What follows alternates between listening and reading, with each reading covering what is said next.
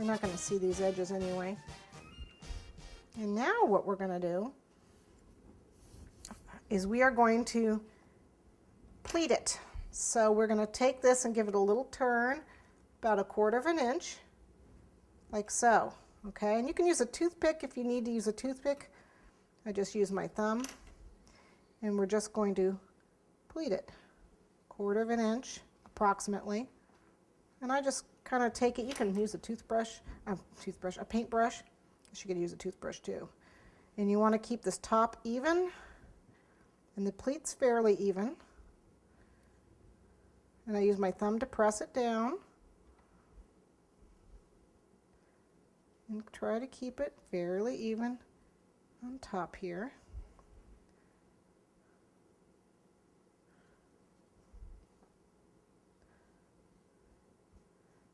And again, if you have a problem doing it just the way I'm doing it, use a toothpick. Put a toothpick underneath here, put a toothpick on top of here, and just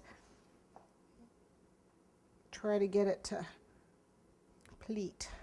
Squish it up. Okay, I'm going to do one more.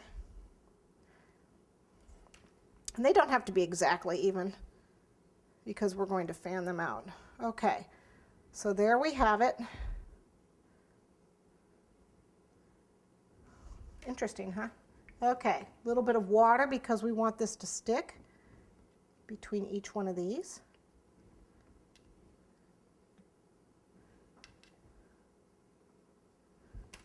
Press it together. We want those to stick together and fan out.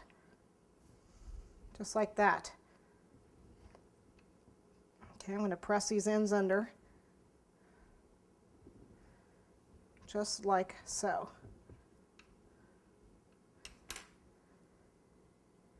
Okay, and then what I want to do is I want to let this dry. Now this is a small, approximately 1.5 inch little banner.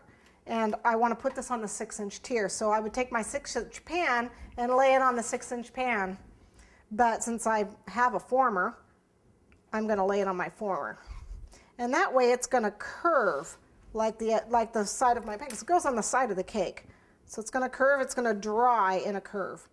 Okay, so get that top nice together. Leave it there, let it dry. Okay, ready? Now, for the 10-inch, you're going to do the exact same measurements. 5/8 of an inch and 1/4 inch for the red, but the white is going to be slightly bigger. It's going to be a 2-inch strip of white instead of 1.5. Okay? Just do the exact same thing. And I need 4 of the smaller ones, the 1.5 inch one, and 4 of the 2-inch ones.